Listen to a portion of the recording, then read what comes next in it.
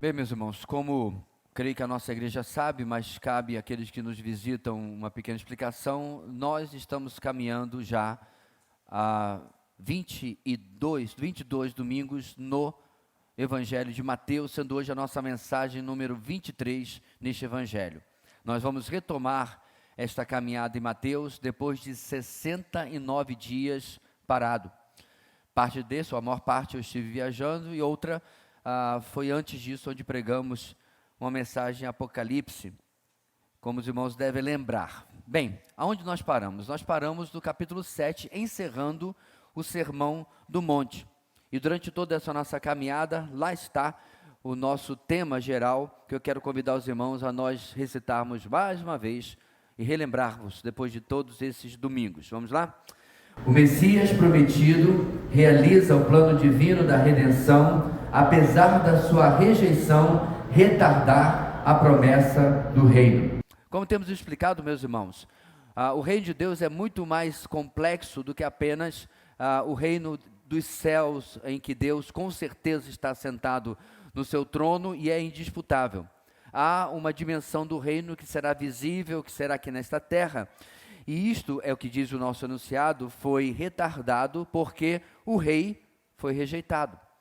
E nós vamos continuar vendo isso, irmãos. Temos essa tabela mostrando aonde nós paramos na nossa caminhada em Mateus, ok? Bem, nós temos duas grandes divisões em Mateus, como está lá em cima. A oferta do rei, até o capítulo 10, 42, e do 11 em diante, a rejeição do rei. Nós estamos ainda nessa primeira parte. Nós passamos pela apresentação do rei até o capítulo 4, versículo 11, e depois passamos pela proclamação do rei, do capítulo 4, 12, até a última mensagem, o final do Sermão do Monte, no capítulo número 7. Hoje, irmãos, vamos inaugurar a sessão, a parte, sobre o poder do rei. E vamos ver, irmãos, uma série de demonstrações de como o Messias, o rei divino, apresentava-se como tendo poder sobre a doença, sobre as forças das trevas, sobre a própria criação e até mesmo sobre a morte. Essas demonstrações serviram como a prova cabal de condenação de todos aqueles que naqueles dias e desde então têm rejeitado a Jesus como Cristo, como Messias, como Rei. E essa rejeição completamente como está ali, veremos apenas na segunda parte. Vamos então, irmãos, proceder para o nosso texto de hoje, Mateus capítulo 8, versículo 1 até o versículo 17. Quero convidar-nos a fazermos aquele bonito coral, do qual tive tanta saudade durante esse tempo, lendo assim a palavra do Senhor. Lembrando, irmãos, que usamos na nossa igreja a NVI, da tradução feita lá no início dos anos 2000, que difere um pouco dessa última que foi revista em 2023, ok? Só para saber se houver alguma diferença aí. Mateus capítulo 8, diz assim a palavra do Senhor, juntos: quando ele desceu do monte, grandes multidões o seguiram. Um leproso, aproximando-se, adorou-o de joelhos e disse: Senhor, se quiseres, podes purificar-me. Jesus estendeu a mão, tocou nele e disse: quero, seja purificado. Imediatamente ele foi purificado da lepra. Em seguida, Jesus lhe disse: olhe, não conte isso a ninguém, mas vá mostrar-se ao sacerdote e apresente a oferta que Moisés ordenou, para que sirva de testemunho. Entrando Jesus em Cafarnaum, dirigiu-se a ele um centurião, pedindo-lhe ajuda, e disse: Senhor, meu servo está em casa, paralítico, em terrível sofrimento. Jesus lhe disse: eu irei curá-lo. Respondeu o centurião: Senhor, não mereço receber-te debaixo do meu teto, mas dize apenas uma palavra, e o meu servo será curado. Pois eu também sou homem sujeito à autoridade e com soldados sobre o meu comando. Digo a um, vá, e ele vai, e a outro, venha, e ele vem. Digo ao meu servo, faça isto, e ele faz. Ao ouvir isso, Jesus admirou-se e disse aos que o seguiam: digo-lhes a verdade, não encontrei em Israel ninguém com tamanha fé. Eu lhes digo que muitos virão do Oriente e do Ocidente e se sentarão à mesa com Abraão, Isaque e Jacó no reino dos céus. mas os súditos do reino serão lançados para fora, nas trevas, onde haverá choro e ranger de dentes. Então Jesus disse ao centurião: vá, como você creu, assim lhe acontecerá. Na mesma hora, o seu servo foi curado. Entrando Jesus na casa de Pedro, viu a sogra deste de cama com febre. Tomando-a pela mão, a febre a deixou, e ela se levantou e começou a servi-lo. Ao anoitecer, foram trazidos a ele muitos endemoniados, e ele expulsou os espíritos com uma palavra e curou todos os doentes. E assim se cumpriu o que fora dito pelo profeta Isaías: ele tomou sobre si as nossas enfermidades e sobre si levou as nossas doenças.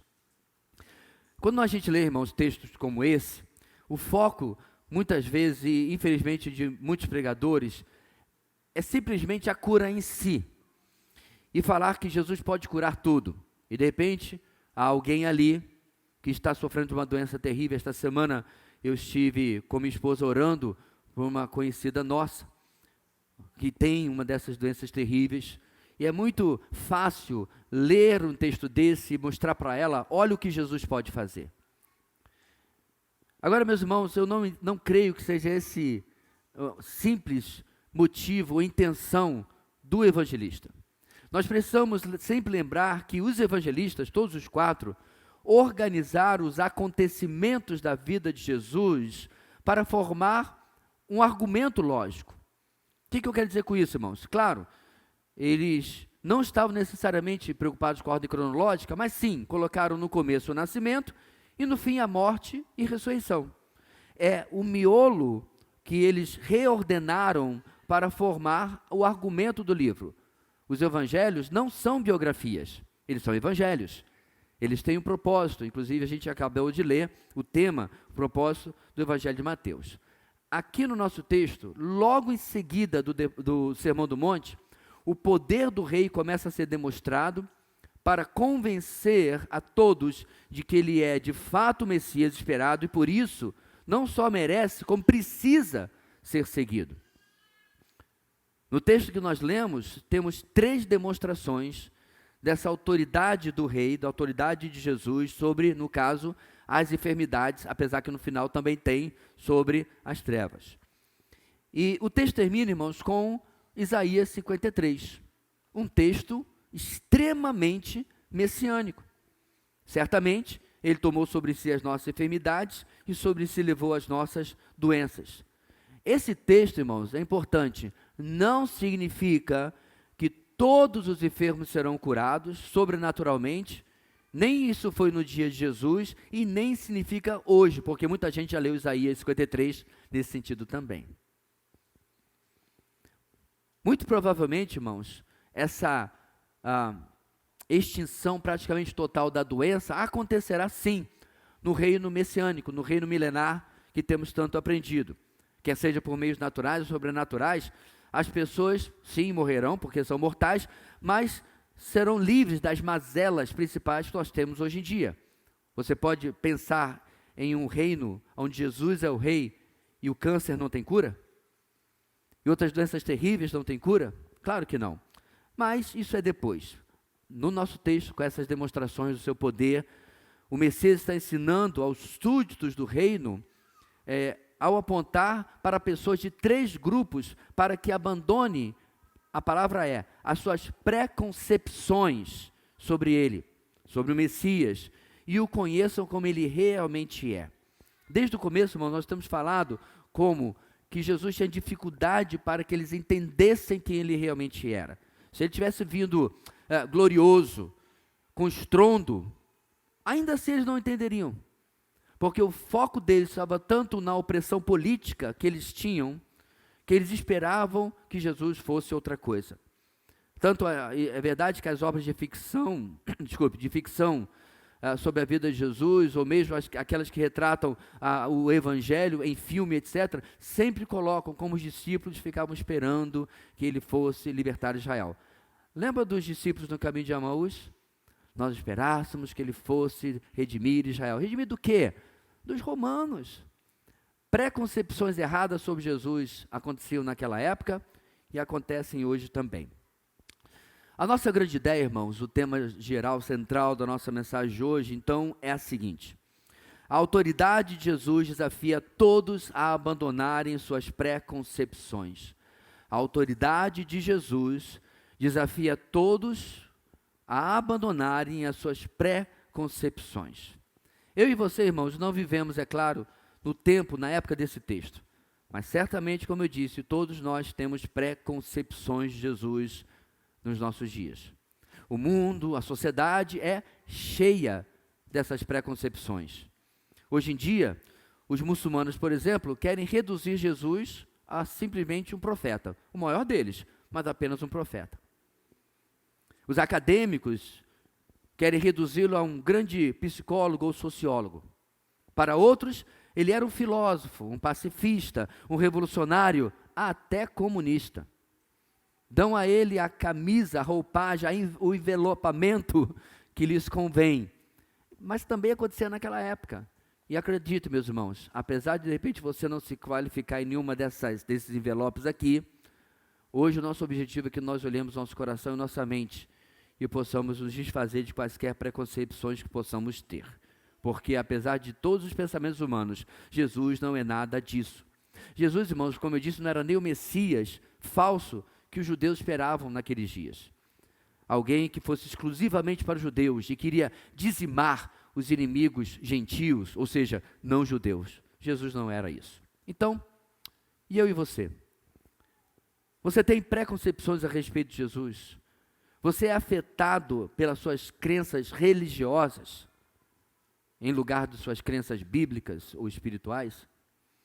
Você tem preconceito, você tem um conhecimento bíblico limitado, que tem atrapalhado a sua vida com Deus, particularmente a sua vida com Jesus?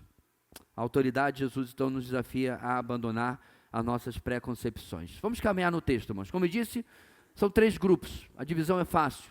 Em primeiro lugar, versículo 1 ao versículo 4. A autoridade de Jesus desafia a incredulidade religiosa dos de dentro. A autoridade de Jesus desafia a incredulidade religiosa dos de dentro, aqueles que estão dentro. O nosso texto, irmãos, comprovando o poder de Jesus, inicia com a cura de um leproso. No verso 1, Jesus está descendo do monte onde o sermão havia sido pregado, e aqueles que ouviram o sermão, está com eles, o acompanham. São essas grandes multidões que o texto diz. Jesus havia entregue um sermão, que era um sermão de ideias.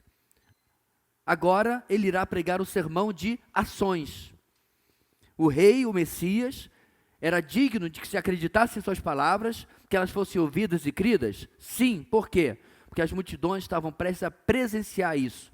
Ele não era só discurso, ele é alguém que tinha verdadeiro poder divino, espiritual, através dele. E a cura de um leproso, irmãos, é particularmente significativa naqueles dias. A lepra não tinha cura, ela era literalmente uma sentença de morte. Provavelmente com raros casos onde por algum motivo ou algum tipo diferente, ela conseguia simplesmente se curar, talvez por uma reação do corpo, mas ela era uma doença quase fatal. E essa terrível doença contagiosa, que a gente conhece hoje como hanseníase, também tinha outras manifestações, como outras doenças de pele, que ficavam todas sobre o guarda-chuva de lepra. Lá no Antigo Testamento, irmãos, está determinado que a pessoa doente vivesse isolada. Isso era feito tanto por razões sanitárias, quanto por razões cultuais. Sanitárias é óbvio, irmãos, para que não se espalhasse.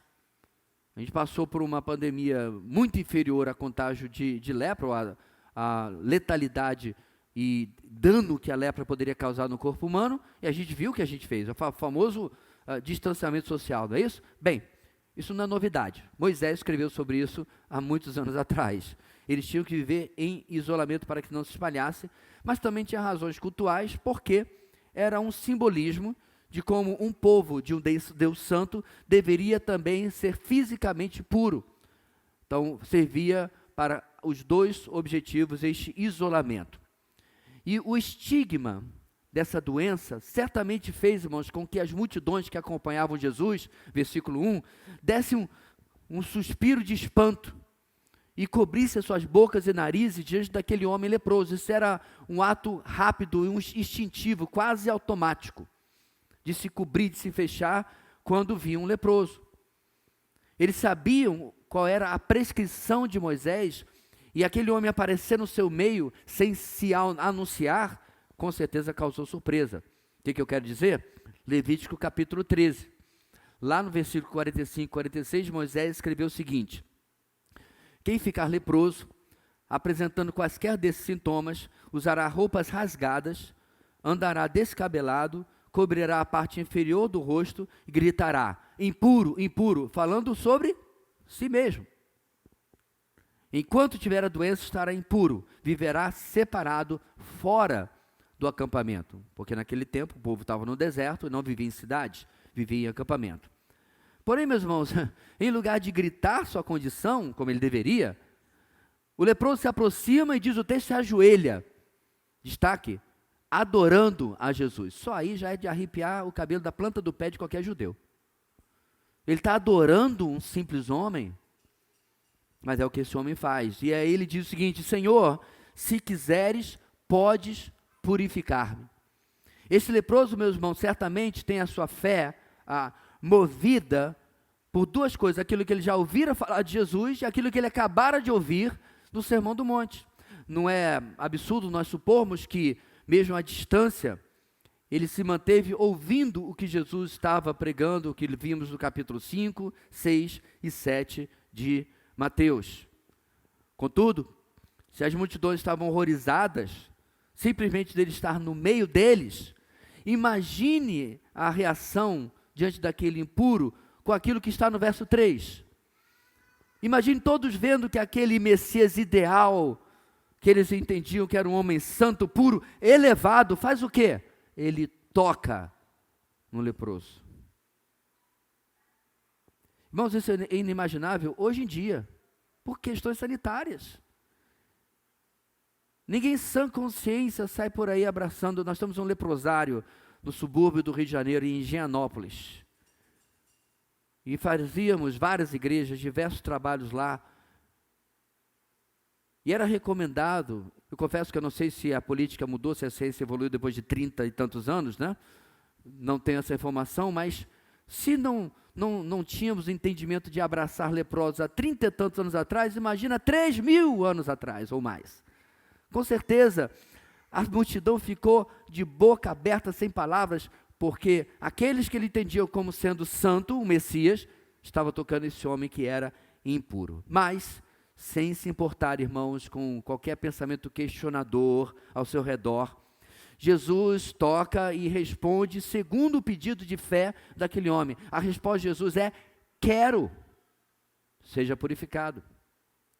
A resposta de Jesus nos ensina, irmãos, que o poder de Deus depende do querer de Deus, como primeiro quesito. A fé é importante, sem dúvida nenhuma. Sem ela não há como agradar a Deus, já nos disse o autor de Hebreus. Porém, não há, irmãos, tamanho de fé que realize o que Deus discorda que aconteça. Você me entende? Isso é importante destacar, meus irmãos, porque nós vivemos um mundo em que a fé virou um poder Jedi, um poder mutante. Quantas vezes você está no grupo de WhatsApp, na conversa com alguém coloca, e outro diz assim: tenha fé, Deus vai lhe ouvir. Dá vontade de perguntar a ele no privado: você tem alguma chancela, autorização, uma mensagem especial de Deus, revelação, para dizer que Ele vai agir? Acredite, meu irmão, a sua fé um dia não será ouvida, e você, ou alguém que você ama, nos deixará. Já parou para pensar nisso? Um dia, uma oração em meu e seu favor não será ouvida. Nós estamos orando agora por um pastor que está numa UTI, num grupo de pastores que eu participo. Nós queremos o melhor, queremos que, ao nosso ver, que ele esteja conosco, que ele seja restituído à sua família e à sua igreja. Mas um dia, meus irmãos, pode ser esta oração em favor dele, Mas o dia uma oração vai ser simplesmente diferente do que Jesus diz a esse leproso. Ele vai dizer: eu não quero. Eu não vou lhe purificar, não vou lhe curar, não vou lhe salvar desta vez. Chegou a sua hora. A fé é fundamental, mas a vontade de Deus é soberana. No texto, então, irmãos, o que acontece, logo em seguida, diante do querer do Messias, e só pode ser compreendido se você depois, faça isso porque eu fiz, porque a última vez que eu vi o leproso faz mais de 40 anos praticamente. Mas faça isso. Se você for no Google e pedir, não fotos de AI, né, de inteligência artificial, não, eu coloquei assim, fotos reais de leprosos. O que acontece aqui, irmãos, você só pode compreender se você olhar aquelas fotos com a pele purulenta, cheia de feridas, as manchas e descolorações, e possivelmente dedos, orelhas e outras extremidades incompletas, porque a lepra vai comendo as extremidades do corpo. E tudo, imediatamente, pelo querer do Messias, foi regenerado. Regenerado a um nível que nenhuma cirurgia plástica poderia fazer. Que nenhum skincare poderia realizar. Nem máscara coreana. Eu aprendi essa recentemente, que tem um negócio aí. Não. As multidões, meus irmãos, mais uma vez suspiraram, mas não agora, não mais de medo ou surpresa, mas de maravilhamento diante do Messias. Porque você vê um homem ali, não se fala nenhuma menção à perda de extremidades ou qualquer coisa, mas ali um homem completamente ferido. E logo depois você tem ali um homem, vamos chamar assim, com pele de bebê. Rejuvenescido. Como se tivesse vindo de um spa. Tivesse feito, como é que é o negócio do rosto que estão fazendo? Não, harmonização. É a harmonização de Jesus. Funciona, não fica parecendo aquele treco que a gente vê na internet, não. As multidões estão boquiabertas. E é para isso que Jesus fez? Apenas porque aquele homem estava sofrendo? Para quem era esta cura? Irmãos, Jesus jamais curava sem um propósito que ia além apenas simplesmente da saúde daquela pessoa. O verso 4 nos mostra, neste caso, o objetivo. Jesus ordena ao homem que não saia contando para as pessoas. Isso poderia ser feito depois. Pastor, mas não é segredo, tem uma grande multidão, grandes multidões, no plural, acompanhando Jesus. Então entenda, o que Jesus disse é, não vá direto para sua casa, não vá contar para alguém porque você está muito feliz, não vá contar de repente para sua esposa, que você não vê, sabe lá Deus de quando. Ele diz que ele deveria levar antes uma oferta, cumprir a sua obrigação estabelecida por Moisés, lá em Levítico capítulo 4. Aliás, perdão, 4 não, capítulo, acho que é 4 mesmo, depois eu verifico. Ele deveria então levar uma oferta que poderia ser um cordeiro, ou apenas 2 pombinhos, porque dependia da condição financeira da pessoa. O sacerdote receberia aquela oferta, e isso seria um testemunho para os religiosos daqueles dias, de que o Messias havia feito isso. Porque com certeza o sacerdote perguntaria, porque não era, meus irmãos, como assim? Faz aqui a fila dos leprosos curados. Não, não tinha isso. Não existia tal abundância de ocorrência. Este homem chegar lá, com certeza causou burburinho, causou impacto, desafiou aqueles homens em sua incredulidade religiosa, principalmente para com o Messias. O primeiro grupo, portanto, meus irmãos, que a autoridade de Jesus sobre a doença confronta e desafia, são aqueles presos em seus conceitos religiosos. Esses nos dias de Jesus o criticavam, por exemplo, porque ele curava no sábado, o dia sagrado. São aqueles que dizem crer, mas na prática agem de forma incrédula. Dizem crer, mas confiam mais ou unicamente nas suas condições, nas suas capacidades, ou, por exemplo, na ciência humana. Dizem crer, mas vivem em desespero, por exemplo, diante de um diagnóstico, ou de uma notícia ruim, de uma porta que se fecha, de uma notícia negativa. Dizem crer, mas suas orações são ausentes, ou são orações mais egoístas, utilitárias, em lugar de serem orações dependentes, submissas à soberana vontade de Deus, o Deus que permite a nossa doença e permite a nossa cura. Perceba, meus irmãos, não há uma coluna do meio. A gente, às vezes, orgulhosamente nos coloca, eu sou do lado dos crentes. O que é crente? Aquele que crê. Eu não sou como esses incrédulos, aquele que não crê. Mas quando nós verificamos o nosso dia a dia e como respondemos aos desafios, irmãos, nós não estamos leprosamente aos pés do Messias dizendo, Senhor, se tu queres, tu podes, isso. Nós estamos resolvendo por nós mesmos, nós estamos fazendo por nossas forças, nós estamos colocando a nossa mão na frente. É verdade, às vezes somos tomados pelo nosso temperamento, etc., mas muitas vezes não, irmãos, é calculado, leva tempo. O tempo que eu deveria estar investindo em oração, eu estou investindo em fazer por mim mesmo. Recentemente eu conversei com a minha esposa sobre uma ideia, uma oportunidade, um curso de ação, animado e tal. Aí depois a crente veio me desanimar. Muito bom, amor. Vamos orar. Teve eco. É claro, né? É isso mesmo que eu ia falar contigo para a gente fazer primeiro. A gente orar. Você fica tão animado com as coisas, irmãos, ou tão desesperado com as coisas, que a gente vai atropelando, que a gente vai fazendo do nosso jeito. No caso dos religiosos daquela época, suas preconcepções impediam que eles olhassem para Jesus e dependessem dele. As nossas são outras, mas nos atrapalham da mesma maneira. Na sequência do nosso texto, irmãos, Mateus vai trazer a segunda cura de Jesus neste capítulo. Se ela acontece na sequência da anterior, então isso aponta, irmãos, que o Sermão do Monte havia acontecido próximo a Cafarnaum, como está no verso 5, onde diz que é ali que Jesus está entrando. Então ele está vindo das montanhas da Galileia, perto provavelmente do mar da Galileia, está indo para Cafarnaum. Essa cidade havia se tornado, irmãos, um tipo de central, de quartel-general de Jesus e dos seus discípulos.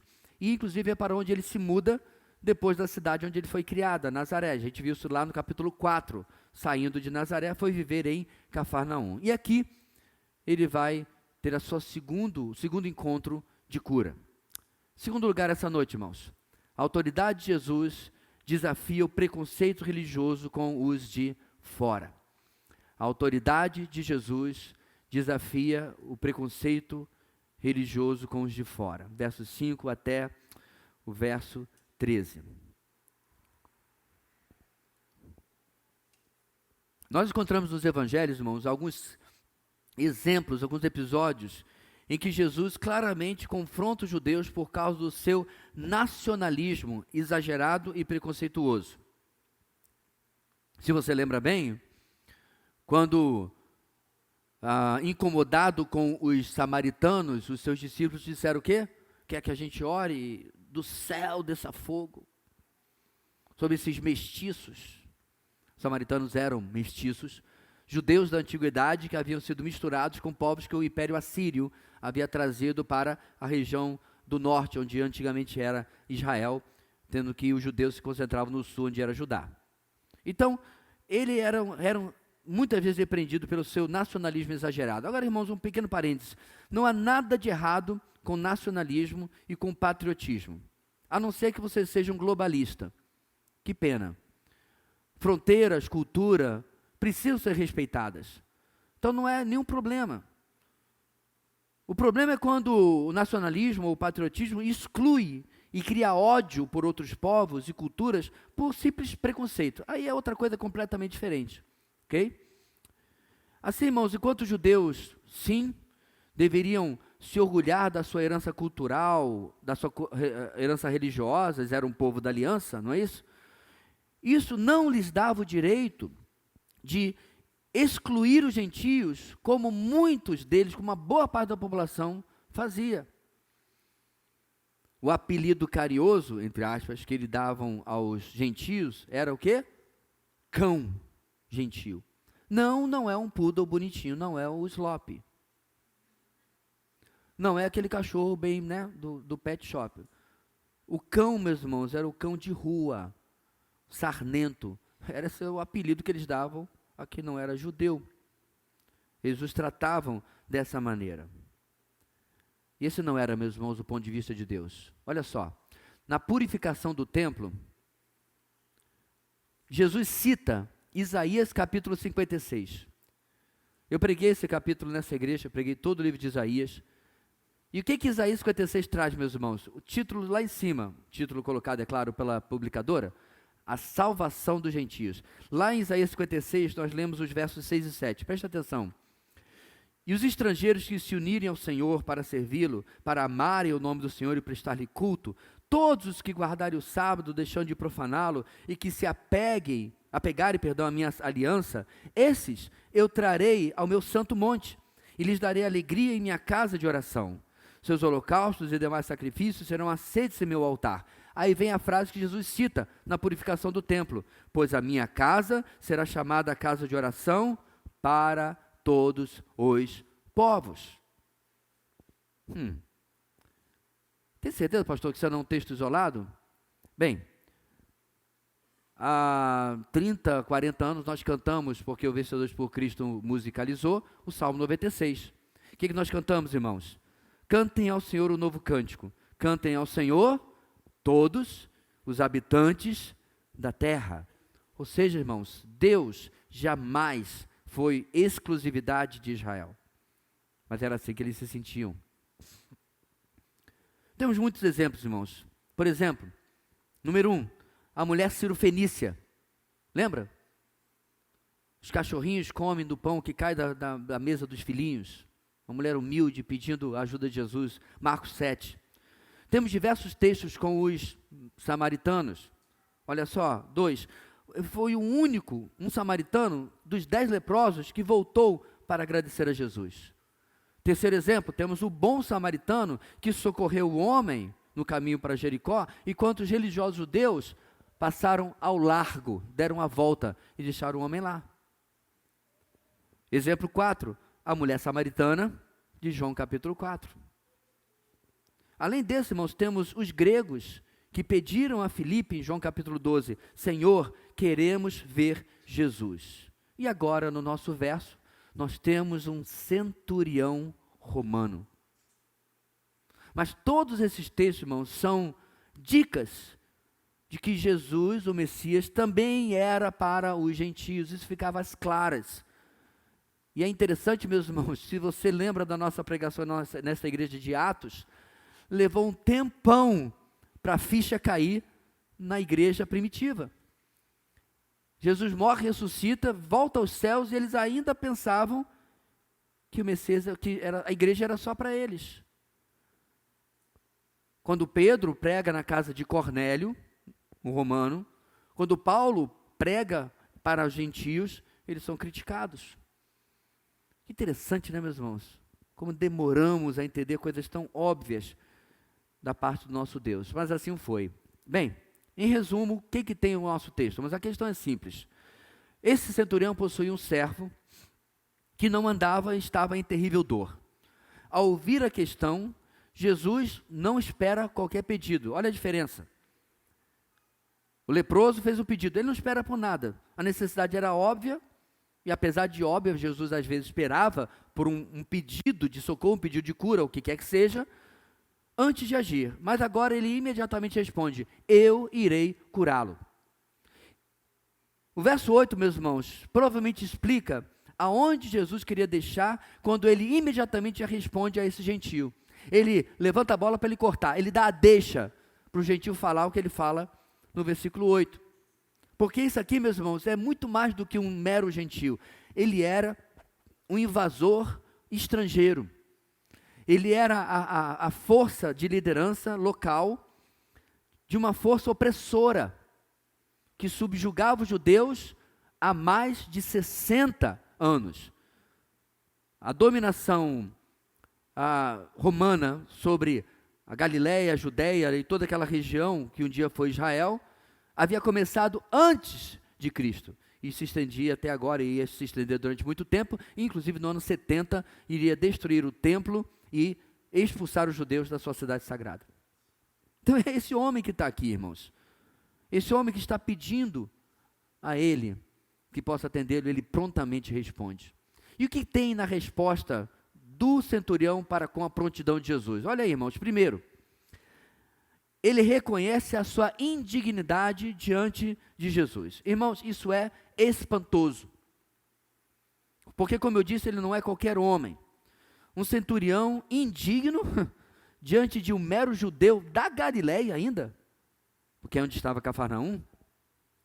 Para que a gente tenha ideia, meus irmãos, da dimensão do que está acontecendo aqui, olha só, um centurião tinha sob o seu comando de 80 a 100 homens, daí o nome, centurião. Ele possuía grande status socioeconômico. Ele poderia, e tinha autorização para isso, possuir escravos, terras, e ele contava com uma maravilhosa aposentadoria depois de alguns anos de serviço. Ou seja, era o sonho do serviço público daquela época para alguém que não tivesse estudo, por exemplo, ou alguém que viesse de família simples, ou algo parecido. Ele era a classe média alta daquela época, por assim dizer. Mas esse homem, meus irmãos, entendia que nada do que ele era, o seu status, não importava diante daquele jovem judeu, diante de quem ele se considerava como indigno. E tem uma segunda coisa dele, no verso 8, no verso 9. O centurião reconhece, irmãos, a autoridade de Jesus, pois conhecia o que era ele mesmo ter autoridade. Não é isso que ele fala? Eu digo para um soldado, vai, ele vai, vem, ele vem, e um servo faça, ele faz. Manda que pode. Quem pode? É o que ele diz. E ele reconhece, meus irmãos, que Jesus tem essa autoridade para mandar e acontecerá. Nós não temos, meus irmãos, o que seria obviamente muito interessante. No céu a gente pergunta, como que ele chegou a essa conclusão? Será que ele já vinha acompanhando a vida de Jesus? Será que ele estava de longe, ouvindo o Sermão do Monte? Será que ele havia presenciado a cura do leproso? E isso o move a agir? Nós não sabemos, mas o fato é, meus irmãos, ele tem uma atitude de humildade e ele reconhece a autoridade de Jesus. E aí Jesus, meus irmãos, diz o texto, fica admirado. Agora, entenda, a reação de Jesus, descrita como essa admiração, não é da mesma forma como alguém que é surpreendido por algo que não sabia. Não tem como. O Deus vivo, encarnado, irmãos, sabia tudo da vida deste homem. Novamente, meus irmãos, Jesus está aqui enviando essa mensagem àqueles que o estão presenciando e, é claro, a todos que leriam esse texto depois. Qual a mensagem? Ele tem uma fé que causa admiração. Mas vocês, que têm tantos privilégios, não conseguem crer como deveriam crer. É isso que ele está dizendo, meus irmãos, no verso 11. Não encontrei em Israel ninguém com tamanha fé. Irmãos, isso é um tapa na cara. Isso é um tapa na cara. É como um crente que tem o seu testemunho que envergonha. E aí você tem uma pessoa completamente incrédula ou religiosa, ou até mesmo um ateu, mas tem um comportamento que é elogiado, que é um exemplo. Já pensou isso acontecendo no nosso ambiente de trabalho, por exemplo? Eu tenho certeza que já aconteceu. Crentes que envergonham o Evangelho. Neste caso, eram filhos da aliança que envergonhavam porque não conseguiam crer como deveriam. Não conseguiam crer nem a nível de um cão romano, de um gentio. Jesus, então, meus irmãos, ele sacramenta o seu discurso com uma declaração profética nos versos 11 e verso 12. Aliás, profética e preocupante. O que ele fala, irmãos? Os muitos, olhe na sua Bíblia, que virão do Oriente e do Ocidente, são gentios como aquele centurião. É isso que ele está dizendo. Vocês se acham especiais? Vocês aqui que estão me acompanhando, judeus, muitos virão do Oriente e do Ocidente. Irmãos, não tinha judeus no Oriente e no Ocidente. Eles estavam espalhados, sim, por alguns pontos ali do Oriente Médio, do Oriente Próximo, e até mesmo do sul da Europa, que conhecemos hoje, mas lá do Oriente e do Ocidente, não. Eles entenderam. Jesus está dizendo, gentios como ele virão do Oriente e do Ocidente. Gentios como eu e você essa noite. E diz o texto, nos sentaremos com os patriarcas, no reino milenar e, é claro, finalmente depois na eternidade. Ou seja, irmãos, nós teremos comunhão com eles, que é o significado de sentar-se à mesa. Essa é a parte profética boa, mas há a parte profética preocupante. Aqueles, contudo, que se achavam dignos do reino, e pior, irmãos, dignos do reino por nascimento ou merecimento religioso, seriam expulsos. E aqui eu quero fazer uma consideração sobre o nosso texto. A NVI que nós usamos na nossa igreja, a mais antiga, ela traduz, diz o versículo aí, súditos do reino, não é isso que está aí? Porém, a expressão literal, irmãos, exata do texto grego é filhos do reino. Inclusive a nova edição da NVI corrigiu isso. Ou seja, nenhuma tradução é perfeita. Mas então, eles se viam o quê? Como filhos do reino, nós temos direito de estar aqui. Essa de uma arrogância, irmãos, tremenda. Nós somos filhos de Abraão, lembra dessa expressão que eles usam tanto? Como sendo merecedores da graça, da bênção, da benesse de Deus de alguma forma. Porém, diz o texto, eles ficariam de fora. Jesus, irmãos, encerra esse encontro exercendo a autoridade que o centurião havia afirmado, que ele tem. Ele o despede garantindo que o seu servo seria curado. E Mateus, inclusive, registra no final que a cura acontecera no mesmo momento em que Jesus havia declarado. A fé, portanto, de um mero gentio, confronta, desafia o preconceito religioso do povo judeu. Nós vamos considerar, meus irmãos, um pouco sobre isso no final da nossa mensagem, mas guarde essa expressão. Preconceito religioso. Até onde, irmãos, nós estamos defendendo a verdade, até onde nós somos simplesmente fariseus, nos achando especiais, ou de alguma forma dignos do que Deus pode fazer na nossa vida. Vamos para a sequência final do nosso texto. Jesus tem agora ao seu redor um último grupo, um último público-alvo. A dureza de coração e a religiosidade dos fariseus e escribas era conhecida.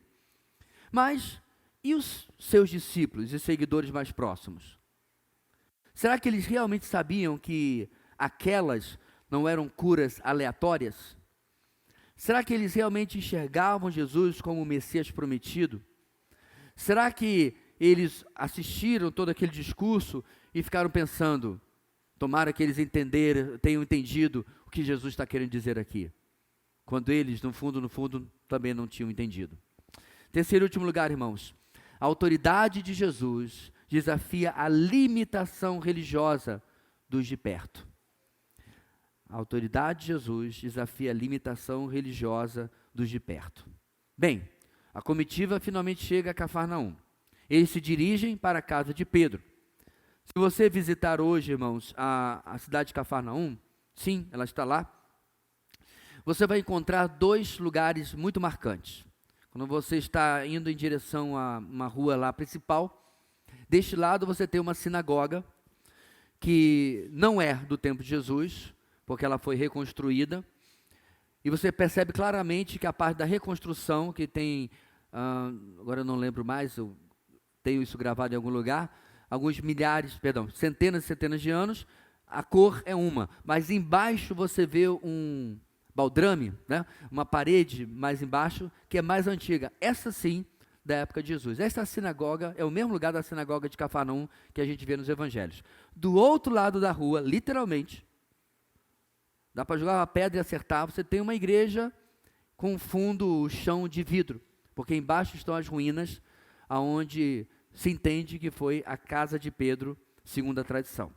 É esse o lugar que chega. Se é de verdade ali, irmãos, ou não, como eu disse, lá em Israel as coisas podem ser, podem não ser, mas é interessante visitar de qualquer maneira.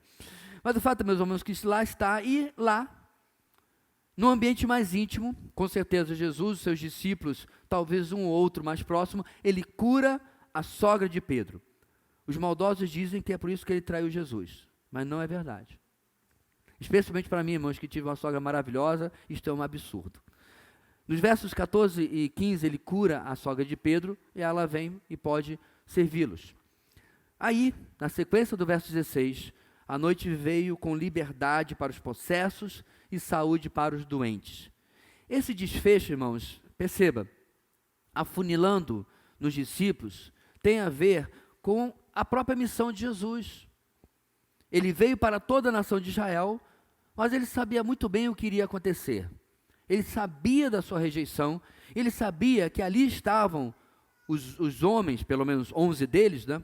Judas não conta, que seriam o fundamento da sua igreja, que seriam o futuro da sua igreja. É por isso, meus irmãos, que nós somos uma igreja apostólica.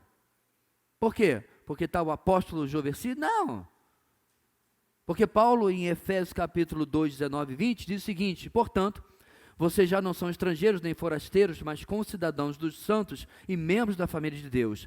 20, edificados sobre o fundamento dos apóstolos e dos profetas, tendo Jesus como a pedra angular, a pedra principal. Nós somos uma igreja apostólica, ali estava o futuro da igreja. Naqueles pescadores, cobrador de imposto, revolucionário, e assim por diante. Esses precisavam mais do que apenas, irmãos, vencer a incredulidade e o preconceito religioso. Eles precisavam vencer suas próprias limitações da sua fé. E para tanto, o que gera, meus irmãos, o que muda a qualidade da nossa fé? Alguém me ajuda? A fé vem pelo ouvir e ouvir a palavra de Deus, ou a palavra de Cristo. Eles precisavam, meus irmãos, ter a sua fé fundamentada nas Escrituras. Eram as Escrituras que explicavam para eles quem era esse tipo de Messias que estava diante deles. E os curaria das suas preconcepções. Por isso, meus irmãos, que o texto termina com Isaías 53. Porque para nós, meus irmãos, talvez seja fácil olhar para esse texto e ver Jesus de tudo quanto é lado, não é? Mas não era a mesma coisa naquela época. Aliás, não é a mesma coisa nem hoje. Já mostrei para vocês um vídeo em que era lido Isaías 53 para judeus nas ruas de Jerusalém ou Tel Aviv. E perguntavam: você acha que esse texto está no Antigo Testamento ou no Novo? Parece da Brit Hadashah, Novo Testamento. Não. Esse é um texto da Tanakh, do Antigo Testamento. E eles: como? Porque claramente, irmãos, eles veem Jesus em Isaías capítulo 53. Assim, meus irmãos, Jesus era o cumprimento absoluto daquele texto. Mas a nossa limitação religiosa vem, preste atenção, quando adotamos ideias, práticas religiosas, com as quais muitas vezes crescemos com elas e as substituímos por aquilo que realmente é a palavra de Jesus, que ela nos ensina. E talvez você esteja pensando: pastor, essa é uma mensagem maravilhosa, o pessoal lá da igreja neopentecostal, ou da igreja da parede preta, ou sei lá o quê. Negativo, irmãos. 508 anos depois da reforma, a porta está toda bagunçada de novo. Será que nossos casamentos são vividos à luz de princípios bíblicos? Será que a nossa criação de filhos é feita à luz de princípios bíblicos? Porque muitas vezes, irmãos, nós dizemos crer uma coisa, mas vivemos uma incredulidade, vivemos uma limitação, porque substituímos a verdade pela prática religiosa. Entenda, meu irmão, quando eu falo de prática religiosa, aliás, em nenhum desses pontos, a gente está falando de culto, mas está falando de uma vida onde o espiritual é vivido segundo a nossa perspectiva. Isso é que é religião. Porque a religião, irmãos, nada mais, nada menos você conhece do latim, religare, mas é a tentativa humana de religar o homem a Deus. Não vai dar certo. Porque Deus uniu ele ao homem através do relacionamento, por meio de Cristo Jesus. Aqueles que vão se casar em nossa igreja, nos últimos anos, têm estudado comigo um livro chamado Quando Pecadores Dizem Sim. Que título maravilhoso e atrativo, não? Não devia ser 10 passos para um lar feliz? 20 decisões para fazer a sua esposa linda, feliz, maravilhosa e vice-versa? Esse livro vende. Mas quando pecadores dizem sim, eu vim aqui pedir ajuda para o meu casamento, o cara já começa me ofendendo. Sabe qual é o problema, meus irmãos? A gente não entende, é isso que o autor desse livro, David Harvey, ele faz de maneira magistral. O Evangelho não é um instrumento unicamente de salvação do inferno para o céu. E é simplesmente isso que ele aplica nesse livro. Como que o Evangelho, o fato de que eu sou um pecador, que não tinha jeito, casei com outra pecadora, não pecadora, estava em falta no mercado. E como nós vamos viver pecadores debaixo do mesmo teto? Quer ver só? Quantas vezes essa semana você quis estrangular só um pouquinho o seu cônjuge? Não precisa levantar a mão, não. Só um pouquinho. Só que é suficiente para apagar e você ter um minuto de sossego.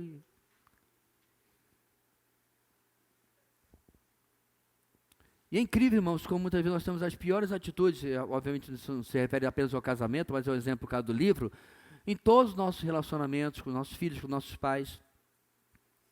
Nós estendemos para eles lei e queremos para nós graça, religiosidade.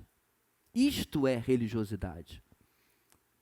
Religiosidade, meus irmãos, não é apenas um evento religioso, que eu espero que isso aqui não seja para você. Religiosidade é o que esses homens estavam vivendo, servindo a Jesus pelos seus próprios padrões. E a prova disso é que você encontra lá em Atos, capítulo 1. Jesus está prestes a ir embora. E ficou com esses homens, não 4 dias, 40 dias, falando a eles sobre o reino. Aí você pensa, pós-graduação, né? Já se formaram aí em 3 anos, agora estão fazendo uma pós-graduação, estão afiados para a missão que eles têm que fazer. O que eles perguntam para Jesus, irmãos, ali no apagar das luzes? Eu fico pensando, Jesus, ainda? Vocês lembram o que eles perguntam? Senhor, será nesse tempo que irás restaurar a Israel? Aí Jesus diz para ele a palavra que a gente conhece esse texto por causa de missões, né? Não lhes convém saber os tempos e as estações que o Pai reservou para a sua própria autoridade. Aí vem o texto que a gente conhece. Mas serão minhas testemunhas, tanto de Jerusalém como toda Judéia e Samaria. Todo pregador, irmãos, que prega Atos 1:8, deveria pregar o contexto. Primeiro porque demonstra que Jesus não diz que o reino de Israel não será restaurado. Está no nosso tema de Mateus. Jesus não diz isso. Ele não diz, vocês não entenderam nada, isso não vai acontecer. O reino agora é espiritual, alegórico. Não, ele não fala isso. Mas Jesus repreende o quê? Vocês estão focados na coisa errada, vocês não entenderam nada. 3 anos, uma cruz e um túmulo depois, e 40 dias vocês ainda não entenderam. Irmãos, a nossa dificuldade é essa limitação religiosa, que acaba impedindo que a palavra de Deus tenha o poder que deveria ter em nossas vidas. Para irmos para casa. A autoridade de Jesus desafia a incredulidade religiosa dos de dentro. Primeiro ponto. Irmãos, cada cristão é tomado por pensamentos não cristãos durante a sua vida, às vezes durante o seu próprio dia. A incredulidade, irmãos, enraizada na religiosidade, nos enfraquece. Nos dias de Jesus, Jesus não se encaixava no modelo dos religiosos judeus e por isso não conseguiam crer, nem diante de um Lázaro que havia sido ressuscitado depois de 4 dias na sepultura. Muito pelo contrário, eles planejaram matar Lázaro, porque ele era a prova cabal de que esse homem não é qualquer um. Jesus. Então o relacionamento, irmãos, diário com Deus alimenta a nossa fé. A mera prática, irmãos, de frequentar a igreja, ou ter cargos, trabalhar na igreja, ou até visitar a igreja quando convém, são expressões da nossa religiosidade, muitas vezes, e elas terminam alimentando a nossa incredulidade. Pastor, o que o senhor quer dizer? Já vê aquela pessoa que está bem, está trabalhando na igreja, né, tem esse cargo, tem aquele e tal, aí o pastor pisa no calo dele ou dela, ou o irmão, né, fala um negócio atravessado, aí ele vai embora. Magoei. Até aquele gato do meme, né? Magoei. Sabe de onde veio essa fraqueza espiritual, meus irmãos? Estava na casa do pai, mas sem relacionamento com o pai. Entende? Porque Deus não está nem ligando, irmãos, para o meu ativismo religioso, para quantas coisas eu faço. Não me entenda mal. Graças a Deus pelos irmãos que hoje de manhã, inclusive, se dispuseram, e uma parte deles foi eleita para os cargos da administração da nossa igreja. Não é verdade? Que bênção. Mas não tem como agora o nosso tesoureiro, o secretário, o pessoal do exame de contas dizer assim, nossa, agora eu galguei uma posição. Vocês lembram do nosso pregador na conferência? Do irmãozinho, a irmãzinha, não lembro bem lá, o irmão, me parece, que foi convidado a ficar na porta, entregando o boletim, né? Apenas. Aí ele falou assim, eu entregar boletim? Eu lutei muito para chegar aqui, irmãos, aquilo lá foi o fim da picada. A conferência eu fiquei todo dia depois pensando nisso. Quanto de graça e misericórdia de Deus eu tinha que ter para não dar um pescotapa num camarada desse. Que história é essa? Bater no peito e dizer, eu cheguei aqui, fiz por onde? Eu me lembrei, meus irmãos, de que Lutero falou, quando começaram a chamar as igrejas que começaram a se formar na Reforma, saindo da igreja romana, começaram a se reunir fora e quiseram colocar o nome dele, que depois que ele morreu não teve jeito, né? Colocaram lá, Igreja Luterana. Você sabe o que Lutero falou?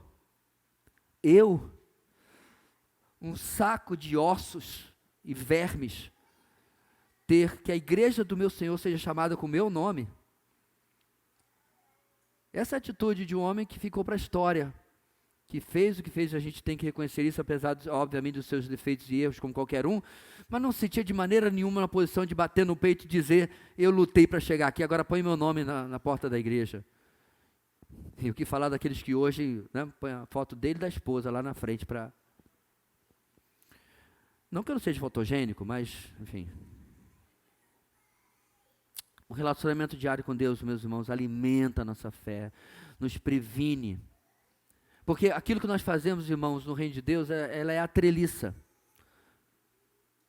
Ela é apenas um sustentador da nossa vida espiritual, não sustentador no sentido de que mantém, mas é a estrutura.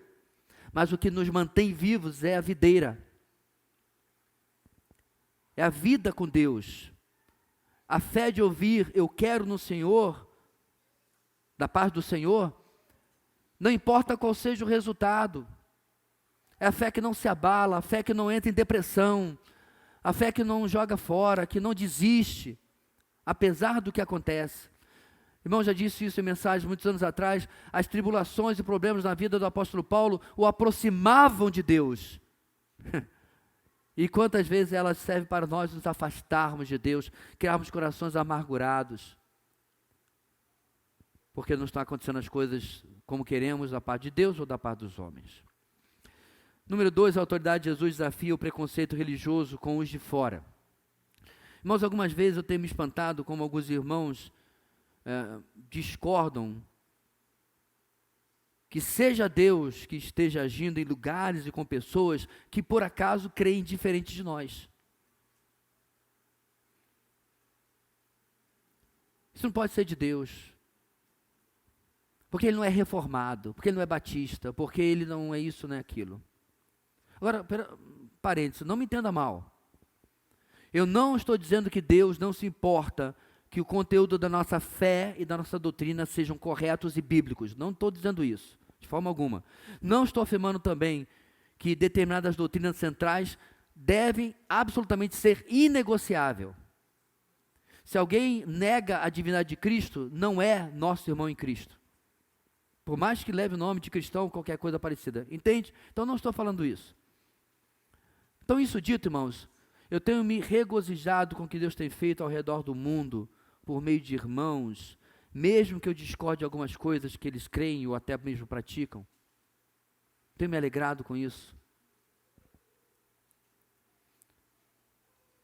Porque o nosso ponto aqui, número 2, vamos confrontar isso, mas não somente isso, mas qualquer outro tipo de preconceito. Você tem resistência em interagir com pessoas de opiniões ou tipo de vida que você discorda? Quer ver só? Você ama o político corrupto e de ideologias destrutivas ao ponto de não deixar de orar por ele? Difícil, né? Eu vou citar nome, meus irmãos, para entendedor, pingo é parágrafo. Qual foi a última vez que você orou por ele? Mas peraí, não é oração, deixa eu pegar um salmo imprecatório aqui e ler para... Não, não é isso. Orar para que Deus traga arrependimento, mudança, salvação. Muitas vezes até nessa área, irmãos, nós entramos nesse embate político que está havendo hoje, e a coisa fica esquisita no meio daquele povo que deveria ser o povo do amor. Não é verdade? Irmãos, Jesus, olha só, não deixava de considerar, claro, que o gentio era um gentio. Ele veio para os seus, lembra? Ele disse isso para a mulher para a mulher cirofenícia. Eu vim a não ser para aqueles da casa de Israel. Era a prioridade dele, isso era a prioridade profética, messiânica dele. Mas perceba, meus irmãos, ele não odiava os gentios, ele não deixava de atendê-los, a gente viu vários exemplos aqui, ele os usava como exemplos, como bom samaritano. E Jesus, meus irmãos, nem odiava ou perseguia ou agia contrário àqueles que o perseguiam. Irmãos, Jesus podia literalmente estalar os dedos. Fariseus, saduceus e escribas cairiam que nem moscas. Porque Deus fez isso no Novo Testamento. Lembra como Herodes morreu? Morreu comido de bicho, porque tomou a glória de Deus para ele. Diz o texto de Atos, escrito por Lucas. Ananias e Safira.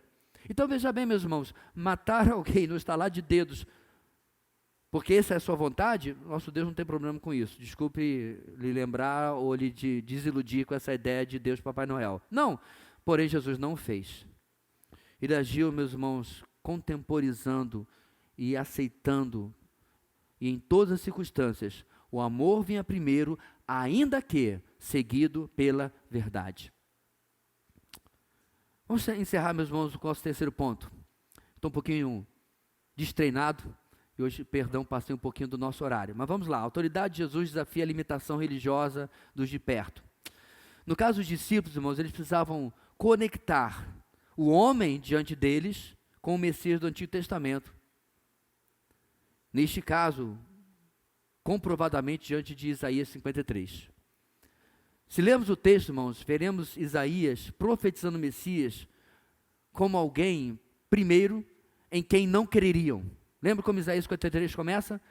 Quem creu em nossa pregação? Está falando do Messias. Isaías 53 também diz, meus irmãos, que ele não tinha aparência, não tinha qualquer beleza ou majestade que nos atraísse, nada havia em sua aparência para que o desejássemos.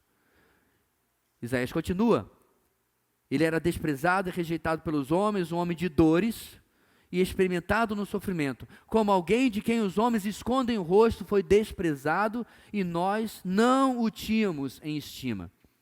Irmãos, tudo isso que eu li vem antes de, certamente, ele tomou sobre si as nossas enfermidades e sobre si levou as nossas doenças. Quando Mateus conecta, meus irmãos, o verso 4 que eu acabei de ler, com o que Jesus acabara de fazer, automaticamente ele conectou tudo. Cadê o Messias guerreiro, revolucionário, que ia botar os romanos para correr? Não tem no texto. Eles precisavam, meus irmãos, rever os seus conceitos, porque estavam debaixo de uma incredulidade e de uma limitação religiosa, porque criam errados. Irmãos, a deficiência é entendermos completamente e biblicamente a pessoa do nosso Deus e do nosso Jesus. A nossa deficiência de entendermos como os propósitos dele devem transbordar, passar por cima dos nossos. Como as nossas prioridades só são dignas se estão alinhadas com Ele. Tudo isso, irmãos, essas nossas deficiências também estavam nos apóstolos. Mas infelizmente tem se repetido ao longo dos anos e hoje conosco. Mesmo que saibamos, irmãos, muito mais do que eles sabiam em Mateus capítulo 8. Muitas vezes criamos uma dicotomia, uma departamentalização, onde essa maravilha diante da palavra fica no domingo. E aí, na segunda-feira em diante, mas parece que a gente muda a chave, muda o disco, e a gente começa a operar em outra frequência. Essa é a razão, meus irmãos, porque dos últimos 5 anos, nós dedicamos tanto tempo, trabalho com tantos colaboradores, para providenciar aquilo que já vínhamos usando até antes, o material devocional diário. A necessidade, irmãos, que eu e você temos do lavar santificador da palavra e do tempo no jardim de oração é o grande problema. A falta de entendimento dessa necessidade é o grande problema, irmãos, da igreja brasileira. Talvez seja do mundo inteiro, mas vamos falar da gente. Toda pesquisa que eu pego, irmãos, nós vivemos ou percebemos uma igreja que vive de eventos, de culto de domingo. Eu me lembro com tristeza que um parente meu, eu ia para a casa dos meus avós, que foram meus pais na fé, para ir com eles para a igreja. Meus pais naquela época estavam ainda afastados do evangelho. E eu ia chamar esse meu parente, e a varanda da casa dele era aberta, e era vamos chamar assim, uma área de chácara, né? Muita poeira, tal. Ele fazia assim, ó. Ele pegava a Bíblia,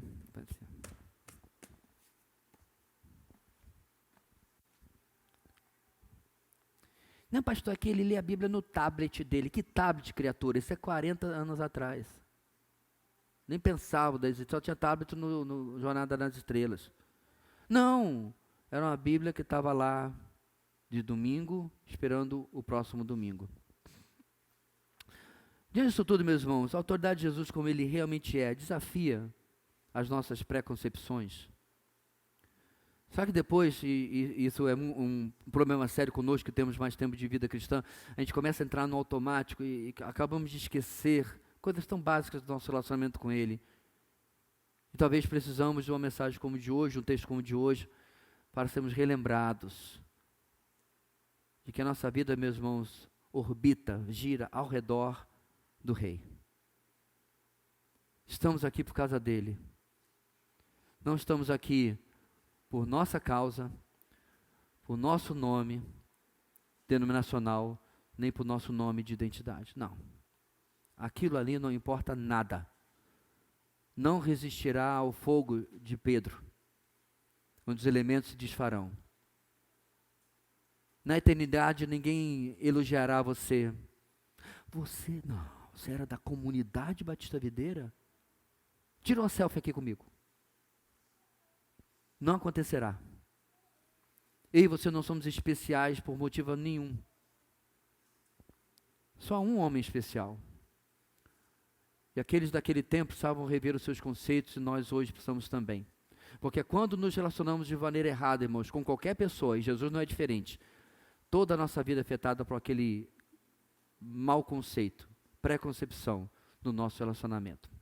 Que Deus nos ajude a olhar para nós durante esta semana e verificarmos isso em nossas vidas. Amém. Deus Santo querido, muito obrigado por continuarmos esta caminhada, quando continuamos aprendendo a respeito do Rei dos Reis, o Messias, o nosso Senhor. Perdoa-nos, ó Deus, quando tantas coisas os substituem na nossa vida. Não é fácil, ó Deus, tratá-lo como um item, como um ponto na nossa biografia, e esquecermos que Ele é o centro de tudo. Abençoa, Deus, a nossa semana, aqueles irmãos que estão enfermos, em outras dificuldades, que esta semana seja uma semana de respostas, uma semana do agir do Senhor nas nossas vidas. Oramos, em nome de Jesus. Amém.